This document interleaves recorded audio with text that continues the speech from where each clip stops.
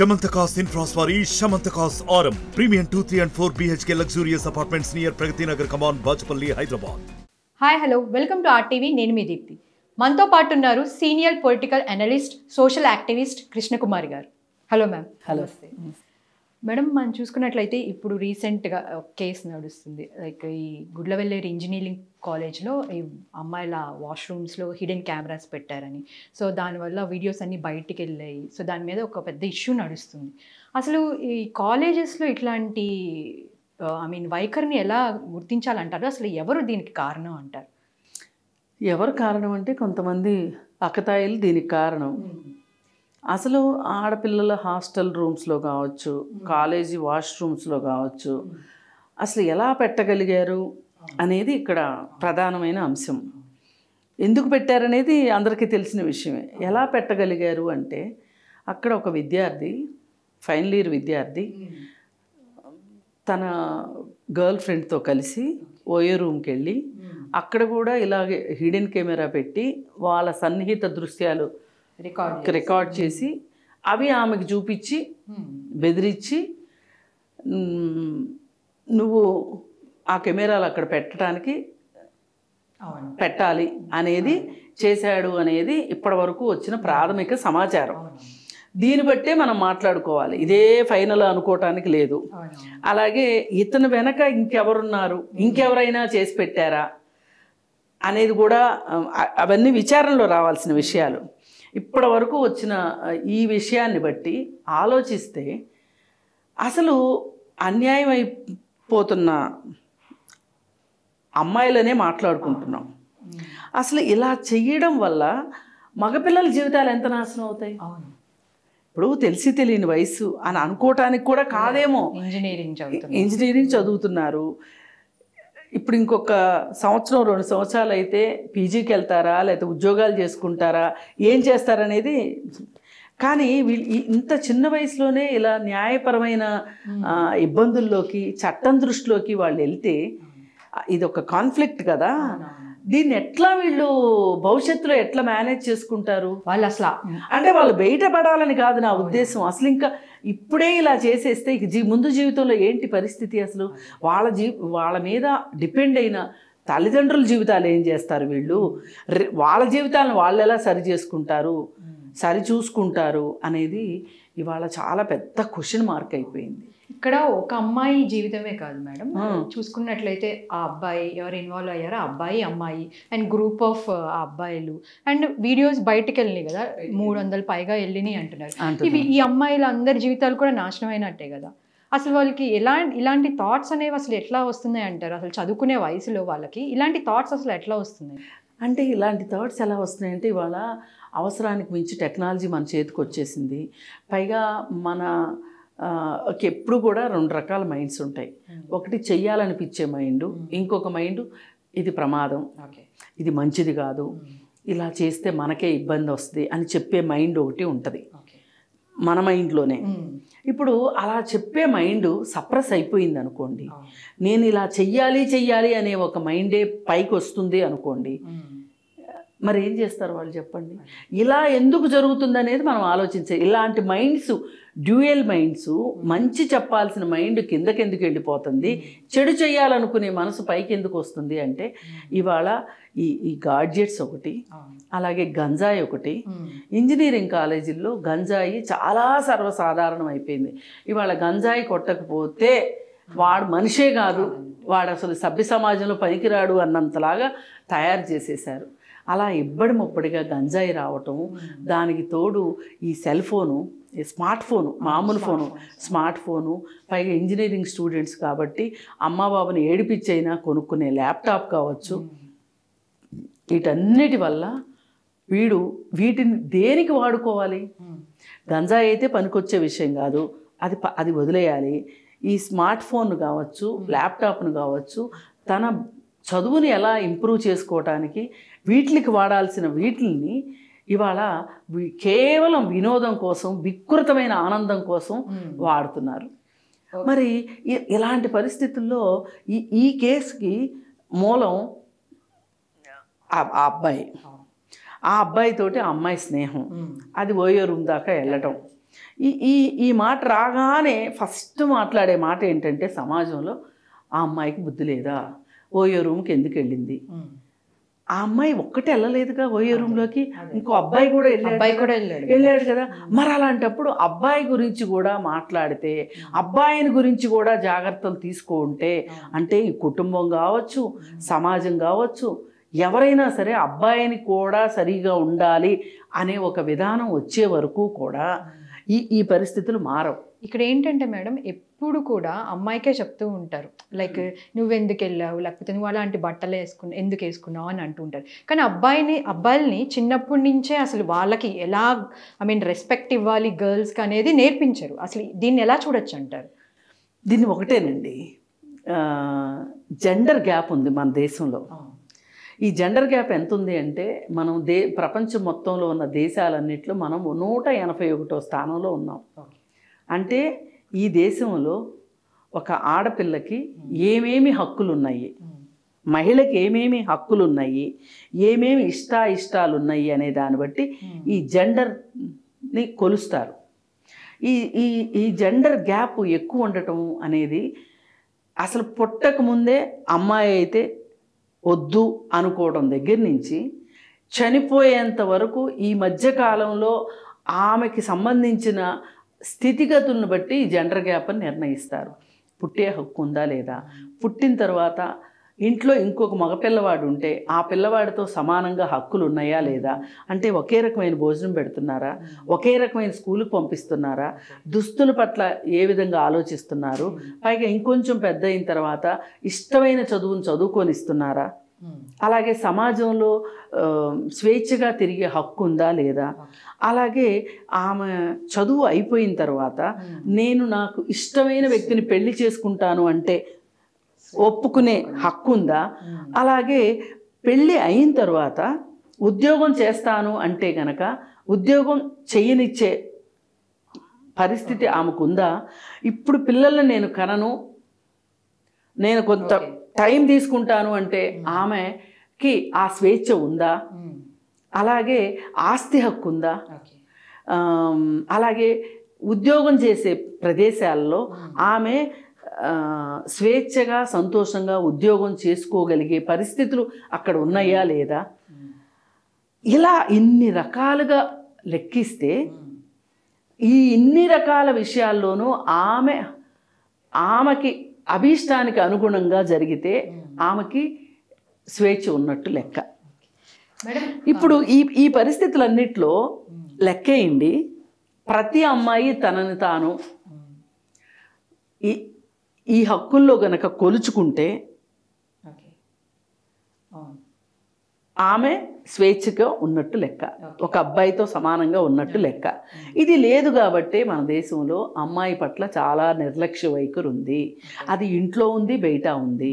ఇప్పుడు అమ్మాయి కాబట్టి నిస్సహాయరాలు కాబట్టి, ఈ అమ్మాయి ఎవరికి చెప్పుకోదు కాబట్టి, ఏం చేసినా ఎలా చేసినా నడుస్తుంది కాబట్టి, ఈ శీలము ఇలాంటివన్నీ కూడా క్యారెక్టరు అనే మాటలు కేవలం అమ్మాయికి మాత్రమే కాబట్టి, అబ్బాయికి ఉన్నా లేకపోయినా పర్వాలేదు, వాడు ఎంత బలాదూరు తిరిగినా పర్వాలేదు అనే ఒక వైఖరి సమాజంలో ఉండటం వల్ల మగపిల్లలు ఈ విధంగా తయారవుతున్నారు. ఆడపిల్లలు కూడా ఏమీ తక్కువని నేను అనను, కాకపోతే వాళ్ళు చేసిన దాన్ని ధైర్యంగా చెప్పుకోలేకపోవచ్చు. ఇప్పుడు ఈ అమ్మాయి రూమ్ దాకా వెళ్ళగలిగింది అంటే ఈమె ఏదో ఒక భ్రమలో ఉండి వెళ్ళిన తర్వాత కానీ అర్థం కాల. ఇప్పుడు ఇతను ఏదైతే రికార్డ్ చేశాడో అది నువ్వు వేరే పని నాకు చేసి పెడితేనే నేను, లేదంటే నీకు భద్రత లేదు అని చెప్పగలిగాడు అంటే అప్పుడు ఆ అమ్మాయి వెనకడుగు వేసిందా లేదా? అలా కాకుండా ఆ క్షణంలో ఆ అమ్మాయి ఒక నిర్ణయం తీసుకుని ఉండాల్సింది. ఏంటి అంటే, నేనెందుకు చెయ్యాలి, నేను అతనితో వెళ్ళింది ఇష్టంతో వెళ్ళాను, అతను నన్ను బ్లాక్మెయిల్ చేసే హక్కు అతనికి లేదు, ఇక్కడ నాకేమి హక్కు ఉంది అనే ఒక పరిస్థితిలో గనక అమ్మాయి ఉండున్నట్లయితే గనక ఈ కెమెరాలు పెట్టడానికి ఒప్పుకుని ఉండేది. అమ్మాయికి ఆ హక్కుల గురించి తెలియకపోవటం అంటే అందుకే అవగాహన కావాలి అని చెప్పేది. అన్నం తినడం నేర్పించడం అవగాహన అక్కర్లా, బట్టలు వేసుకునే విషయంలో అవగాహన అక్కర్లా, చదువుకునే విషయంలో అవగాహన అక్కర్లా, చదువులు నేర్చేసుకుంటున్నారు. కానీ ఈ అవగాహన ఎలా వస్తుంది, ఈ అవగాహన ఎవరు తీసుకొస్తారు, దానికి ఎవరు నడుం కడతారు అంటే ఇది ఖచ్చితంగా జరగాల్సింది ఏంటి అంటే చట్టాల పట్ల అవగాహన ప్రభుత్వమే కల్పించాలి. అది కుటుంబం దగ్గర నుంచి, ఆఫీసుల దగ్గర నుంచి, స్కూళ్ళ దగ్గర నుంచి, కాలేజీల దగ్గర నుంచి, చిన్నప్పటి నుంచి పెరిగే క్రమంలో చట్టాల పట్ల అవగాహన ఉండాలి అని మీరు నేను చెప్పటం కాదు. ఇదేదో నా బుర్రలో పుట్టిన ఆలోచన కాదు. ఇది జస్టిస్ వర్మ గారు ఆయన రికమెండేషన్స్లో నిర్భయ చట్టాన్ని తయారు చేసే సందర్భంలో చెప్పిన రికమెండేషన్స్లో ఇది ఒక రికమెండేషను. ఈ దేశం ఇవి చాలా మందికి తెలీదు, చాలా మందికి తెలియదు. అసలు ఈ దేశంలో ఈ విధమైన అకృత్యాలు జరగటానికి, మహిళల స్థితిగతులు ఇలా ఉండటానికి కారణం ఏంటి అనే దానికి మహిళని ఒక ఏమంటారు అనుభవించడానికి పనికొచ్చేది, మగవాడి సంతోషం కోసమే ఉన్నది అని సినిమాల్లోనూ అలాగే చూపిస్తున్నారు, మన సాహిత్యంలోనూ అలాగే ఉంది, మన ఇంట్లోనూ అదే విధంగా ఉంది, బయటి సమాజంలోనూ అలాగే ఉంది. అలాంటప్పుడు ఆడపిల్లలు ఇంతే అనుకుంటారు, మగపిల్లలు ఇదే కరెక్ట్ అనుకుంటారు. అందుకని ఇవాళ మగపిల్లలు మారాలి, ఆడపిల్లలు మారాలి, తల్లిదండ్రులు మారాలి, అలాగే వీళ్ళకి విద్య నేర్పించే టీచర్లు మారాలి, లెక్చరర్లు మారాలి, అందరూ మారాల్సిన అవసరం ఉంది. ఈ మారటానికి ఒక ప్లాట్ఫామ్ కల్పించాల్సింది ప్రభుత్వమే. అందుకోసం ఆయన ఏం చెప్పారు జస్టిస్ వర్మ గారు, నిర్భయ చట్టం చేస్తూ ఒక నిర్భయ ఫండ్ని క్రియేట్ చేశారు. ప్రతి రాష్ట్రము ఈ నిర్భయ ఫండ్ని కేంద్రం నుంచి తీసుకుని ఈ అవగాహన కార్యక్రమాలకి ఈ ఫండ్ని వాడాలి అని చెప్పారు. చెప్తే మనం ఏం చేస్తున్నాము అంటే కేంద్రం ఇది 2014కు ముందు వచ్చింది. 2014లో ప్రభుత్వం మారింది. బీజేపీ ప్రభుత్వం వచ్చిన తర్వాత కాంగ్రెస్ వాళ్ళు చేసిన చట్టంతో మాకేంటి పని అని వాళ్ళు అసలు ఆ నిర్భయ ఫండ్ని పక్కన పెట్టేశారు, నిర్భయ చట్టాన్ని పక్కన పెట్టేశారు. ఎప్పుడో అవసరమైతే లాయర్లు వాడుతున్నారు, పోలీస్ స్టేషన్లో వాడుతున్నారు తప్పితే ప్రభుత్వం చిత్తశుద్ధితో నిర్భయ చట్టాన్ని ప్రమోట్ చేసిందే లేదు. నిర్భయ చట్టాన్ని వాడాలి అని గవర్నమెంట్ చెప్పిందే లేదు. అలాగే ఈ నిర్భయ ఫండ్ను కూడా పక్కనున్న సున్నాల్ని తగ్గిస్తూ పోయి ఆ ఉన్న కొద్ది ఫండ్ను కూడా ఈ అవగాహన కార్యక్రమాలకు వాడటం కాకుండా ఏ ఉమెన్ సేఫ్టీ వింగ్కో లేకపోతే ఫ్యామిలీ కౌన్సిలింగ్లకో భరోసా సెంటర్లకో ఆ డబ్బుల్ని ఎలకేట్ చేస్తున్నారు తప్పితే ఈ అవగాహన కోసం వాడట్లేదు. ఈ అవగాహన ఎక్కడి నుంచి రావాలి? పాఠశాల స్థాయి నుంచి రావాలి. ఈ పాఠశాల స్థాయిలో ఈ కరికులంలోనే ఈ చట్టాల గురించి, ఈ బాధ్యతల గురించి, హక్కుల గురించి, ఈ రాజ్యాంగం గురించి చెప్పాల్సిన అవసరం ఉంది. చెప్తేనే వీళ్ళకి ఈ చట్టాల పట్ల అవగాహన వస్తుంది. మంచి ఏంటి, చెడు ఏంటి, ఇవాళ నీతి కథల గురించి, మనకి మిత్రలాభము మిత్రభేదము ఈ కథల గురించి ఈ రోజుకి ఇవాళ మాకు తెలిసినన్ని కథలు మీ జనరేషన్కి తెలియకపోవచ్చు, మీ తర్వాత జనరేషన్కి ఆ మాత్రం కూడా తెలిసే అవకాశం లేదు. మరి ఈ దుస్థితి రావటానికి కారణం మనం ఎంతసేపు 10th క్లాస్ వరకు వీడికి 10th క్లాస్లో ఎన్ని మార్కులు వస్తాయి, 10th అయిపోయిన తర్వాత ఇంటర్మీడియట్లో ఎన్ని మార్కులు, ఎడ్యుకేషన్ సిస్టమ్ అంతా మార్కులు ఎంతవరకు రావాలనే కానీ ప్రాబ్లమ్ సాల్వింగ్ రావాలి, వీళ్ళు చదువుకోవాలి, మెడిసిన్ చెయ్యాలి, ఇంజనీరింగే చెయ్యాలి, ఇంజనీరింగ్ చేసిన తర్వాత ఏదో ఒక దేశం ఎగిరిపోవాలి. ఇదే పద్ధతిలో ఉండటం వల్ల ఈ ఇంటర్మీడియట్ వరకు బంధించి చదువులు చెప్పిన తర్వాత ఈ ఇంజనీరింగ్కి వెళ్ళిన తర్వాత మనకి 4 సంవత్సరాలు ఉంది, నెమ్మదిగా చదువుకోవచ్చు అని చెప్పి ఇలాంటి కార్యకలాపాల్లోకి దిగుతున్నారు. అసలు వీళ్ళు గనక నేను ఇంజనీరింగ్ ఎందుకు చదువుతున్నాను, ఈ ఇంజనీరింగ్ చేసిన తర్వాత నేను ఏం చేయబోతున్నాను అనే భవిష్యత్తు మీద ఒక ఆశ కానీ, ఒక దృక్పథం కానీ, ఒక లక్ష్యం కానీ ఉంటే ఇలాంటి వాడి జోలికి వెళ్ళరు. ఓకే, అసలు అమ్మాయి అయ్యుండి ఈ వాష్రూమ్లో కెమెరా పెట్టాలనే ఆలోచన ఎందుకు వచ్చిందంటారు? ఎందుకంటే ఓకే అమ్మాయిని బెదిరించారు, దానివల్ల కూడా అమ్మాయి పెట్టుండొచ్చు, లేకపోతే నేను ఎలాగూ నా లైఫ్ పాడైపోయింది కదా, సో వేరే వాళ్ళు అయితే నాకేంటి అని కూడా అనుకో ఉండొచ్చు. అసలు వీళ్ళిద్దరూ ఉన్న వీడియో బయటకు వస్తే తన పరువు, తన కుటుంబం పరువు పోతుంది అనే ఒక భయం ఆ అమ్మాయిని అతను ఏం చెప్తే అది చేసేలాగా చేసింది. కానీ అక్కడ అమ్మాయి ఒక క్షణం ఆలోచించుంటే 300 పీపుల్ లైఫ్ అయితే ఇప్పుడు అతనికి శిక్ష పడేది. ఇప్పుడు ఈ వీడియో తీసినందుకు గాను నాకు తెలియకుండా తీశాడు, నన్ను బెదిరిస్తున్నాడు అని గనక ఆ అమ్మాయి కంప్లైంట్ చేసినట్లయితే అప్పుడు ఈ వాళ్ళు అతని మీద చర్యలు తీసుకునేవాళ్ళు. పైగా మన సిస్టంలో కూడా ఇలాంటి ఒక వ్యవస్థ ఉండాలి. ఎవరైనా సరే మోసపోయిన అమ్మాయిలు కావచ్చు, మోసపోయిన మహిళలు కావచ్చు, మోసపోయిన పురుషులు కావచ్చు, ఎవరైనా ఉంటే గనక మీరు ఇక్కడికి వచ్చి ఇక్కడ మీరు మీ సమస్యను మేము అడ్రస్ చేస్తాము అనే ఒక వ్యవస్థ ఉండాలి. మీరు ఇక్కడ చెప్పుకుంటే ఇవి బయటికి రావు అనే ఒక కాన్ఫిడెన్షియాలిటీ కనుక మనం ఇచ్చామనుకోండి, అప్పుడు ఏమై ఉండేది? ఆ కాన్ఫిడెన్షియాలిటీ, ఆ ధైర్యం ఆ అమ్మాయిని అక్కడికి వెళ్ళి చెప్పుకునేటట్లు చేసింది. సరే, జరిగిందంతా జరిగిపోయింది. ఇప్పుడు అతను ఒక పర్వర్టెడ్ మైండ్ తోటి యాంటీ సోషల్ పర్సనాలిటీగా ఇంత పెద్ద పని చేశాడు. మరి ఈ యాంటీ సోషల్ పర్సనాలిటీ ఒక్కసారిగా ఇంజనీరింగ్లో చేరగానే వచ్చిందా, లేదు ఎంతో కొంత తల్లిదండ్రులకు కూడా అవగాహన ఉందా అంటే, ఇక్కడ నాది ఒక్కటే క్వశ్చన్ మేడం. అంటే ఇట్లా బెదిరించి చేసే పిల్లలకి కానీ, అసలు మగపిల్లలకు కానీ ఆడపిల్లలకు కానీ చిన్నప్పటి నుంచే పేరెంట్స్కి ఎట్లాంటి కౌన్సిలింగ్ ఇవ్వాలంటారు? అసలు మీ పిల్లలు ఎలా అబ్నార్మల్గా ఉన్నారు, మీ పిల్లలు ఎలా ఉన్నారు, మీ ప్రవర్తన ఎలా ఉంది అని తల్లిదండ్రులు కనిపెట్టగలరు, టీచర్లు కూడా కనిపెట్టగలరు. మన దురదృష్టం ఏంటి అంటే టీచర్లకే అవగాహన లేదు, ఇంక వాళ్ళేం కనిపెడతారు? తల్లిదండ్రులకు అవగాహన లేదు అంటే ఒప్పుకోవచ్చు, కానీ టీచర్లకు అవగాహన లేదంటే ఒప్పుకోవడానికి వీల్లేదు. ఎందుకంటే వాళ్ళు బీఈడీ చేసిన టీచర్లు ఉంటారు, వాళ్ళకి అవగాహన ఉంటుంది. కానీ ఒక్కొక్క క్లాస్ రూమ్లో 40 మంది, 50 మంది, 60 మంది, 70 మంది పిల్లలున్న స్కూళ్ళు ఉన్నప్పుడు, పైగా ఈ ప్రైవేట్ స్కూళ్ళల్లో అరకొరగా చదువుకున్న వాళ్ళు వచ్చిన స్కూళ్ళు పుట్టగొడుగుల్లాగా వచ్చిన తర్వాత నిజానికి గవర్నమెంట్ స్కూల్లో ఉద్యోగం సంపాదించాలి అంటే బీఈడీ చెయ్యాలి. బీఈడీ తర్వాత డిఎస్సి ఎగ్జామ్ రాసి క్వాలిఫై అయితేనే ఆమెకు ఉద్యోగం ఇస్తారు. అలాంటి టీచర్లు ఉన్న స్కూల్లో చేర్పించడం మానేసేసి మన గొప్ప తల్లిదండ్రులు కూడా డబ్బులున్నా డబ్బులు లేకపోయినా ప్రైవేట్ స్కూళ్ళల్లో చదివించడానికే ఇష్టపడుతున్నారు. ఈ ప్రైవేట్ స్కూళ్ళల్లో టీచర్ల స్టాండర్డ్ ఎలా ఉంది, ఈ టీచర్లు ఈ పిల్లలకి ఎలా చెప్తున్నారు, వీళ్ళకి ఇట్లాంటి కరికులంలో లేని విషయాలు కూడా చెప్పే ఉద్దేశంలో ఈ టీచర్లు రెస్పాన్సిబుల్గా ఉన్నారా అనే విషయం కూడా మన విద్యా వ్యవస్థలో మార్పులు రావాలి, తల్లిదండ్రుల్లో మార్పులు రావాలి. అలాగే బయటకు వచ్చిన తర్వాత సమాజంలో ఇప్పుడు సినిమాలు, ఓటీటీలు, వెబ్ సిరీసు, వీటన్నిటిలో ఏం చూపిస్తున్నారు?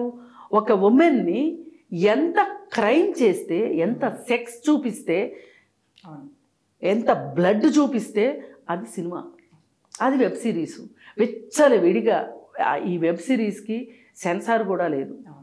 సెన్సార్ ఉన్న సినిమాలు కూడా కొన్ని సినిమాలు థియేటర్లో వేయటానికి వీల్లేదని చెప్తారు, కానీ అవి ఓటీటీల్లో వచ్చేస్తున్నాయి, మన నట్టింట్లోకి వచ్చేస్తున్నాయి, మన ఫోన్లోకి వచ్చేస్తున్నాయి. మరి పిల్లలు చూస్తున్నారు కదా, చిన్నప్పటి నుంచే వీళ్ళు ఒక హింసను చూస్తూ పెరుగుతున్నారు. అంటే హింసని గ్లోరిఫై చేసే సినిమాలు వస్తున్నాయి. మనకి యానిమల్ సినిమా ఉంది, అది ఒక ఉత్తమ చిత్రం, ఆ డైరెక్టర్ ఒక ఉత్తమ దర్శకుడు, ఆ సినిమాలో యాక్ట్ చేసిన నటుడు ఒక ఉత్తమ హీరో. ఆ సినిమాకి అవార్డు ఇచ్చిన తర్వాత, అది ఉత్తమ చిత్రం అన్న తర్వాత ఏం అర్థం అవుతుంది? సమాజానికి మనం ఏం సంకేతాలు ఇస్తున్నాం? వీటన్నిటిని నియంత్రించాలి. అలాగే సోషల్ మీడియాను కూడా నియంత్రించాల్సిన అవసరం ఎంతైనా ఉంది. ఇది తిరిగి తిరిగి తిరిగి తిరిగి మళ్ళీ ఒక మనిషి దగ్గరికి, ఆ మనిషి వాడుతున్న టెక్నాలజీ దగ్గరికి, ఆ మనిషి వాడుతున్న ఫోన్ దగ్గరికే వచ్చి ఆగింది. ఎలాంటి పరిస్థితులు ఉన్న సందర్భంలో వీటిని ఇంకొంచెం పెంచి పోషించే గంజాయి దగ్గరికి వచ్చి ఆగింది. ఈ రెండింటినీ మనము విడివిడిగా దేనిని కంట్రోల్ చేయాల్సిన విధంగా దాన్ని కంట్రోల్ చేయకపోతే ఇంకా ఎలాంటి ఉదంతాలు ఎన్ని జరిగినాయో ఎన్ని జరుగుతాయో మన చేతుల్లో ఉండదు. ఇప్పుడు ఈ కేసులో నిర్భయ కేసు పెట్టాలి. కొందరి జీవితాలు నాశనం అయిపోయినా పర్వాలేదు, కానీ మరికొందరి జీవితాలు బాగుపడటం కోసం ఇది ఒక నాంది ప్రస్తావన కావాలి. ఇది ఖచ్చితంగా ఒక అమ్మాయిని లైంగిక కోణంలో చూడటము, ఆ అమ్మాయిని లైంగిక వేధింపులకి పాల్పడడం, రికార్డ్ చేయడము, అది దాన్ని చూపించి బ్లాక్మెయిల్ చేయటము, ఇవన్నీ నిర్భయాలో 354 కింద వస్తాయి. ఇతన్ని నిర్భయ చట్టం అంటే ముందు నుంచే ప్లాన్డ్గా చేశారు. రికార్డ్ చేస్తున్నారంటే ముందు నుంచే వాళ్ళకి ఒక ప్లాన్డ్గా చేశారు. అంతే మరి. నీకు ఆ దురుద్దేశం ఉండబట్టే కదా. పైగా నువ్వేదో మళ్ళీ మళ్ళీ చూసుకుందాము సరదా పడదాము అని అనుకున్న వాడివైతే నువ్వు చూసి సరదా పడి ఆగేవాడివి అంతటితో. ఆ అమ్మాయిని బెదిరించవు కదా. ఆ అమ్మాయిని బెదిరించిన తర్వాత అక్కడ కెమెరాలు పెట్టించవు కదా. అక్కడ కెమెరాలు పెట్టించిన తర్వాత వాటిని మళ్ళీ వేరే వాళ్ళకి అమ్మవు కదా. 100కి 300కి 500కి 1000 రూపాయలకి బఠానీలు అమ్మినట్టు. మరి ఏ రకంగా చూసినా అతను చేసింది నేరము. అతను నేరం చేయటానికి సరిపడా చుట్టూ పరిస్థితులు కూడా అలాగే ఉన్నాయి. వీటన్నిటిని అరెస్ట్ చేయకుండా వాడొక్కడే మారాలి, ఈ అమ్మాయి ఒక్కటే మారాలి, ఇవన్నీ ఆగిపోవాలి అంటే అవ్వదు. Thank you ma'am. Thank you so much. So చూసారు కదండి, ఇది ఈరోజు మన ఇంటర్వ్యూ. తిరిగి మరో ఇంటర్వ్యూతో మళ్ళీ కలుద్దాం. అంతవరకు కీప్ వాచింగ్ ఆర్టీవీ. మరిన్ని వీడియోస్ కోసం ఛానల్ ని సబ్స్క్రైబ్ చేయండి. లేటెస్ట్ అప్డేట్స్ కోసం వాట్సాప్ ఛానల్ ని ఫాలో చేయండి. అండ్ లింక్ డిస్క్రిప్షన్ లో ఉంది.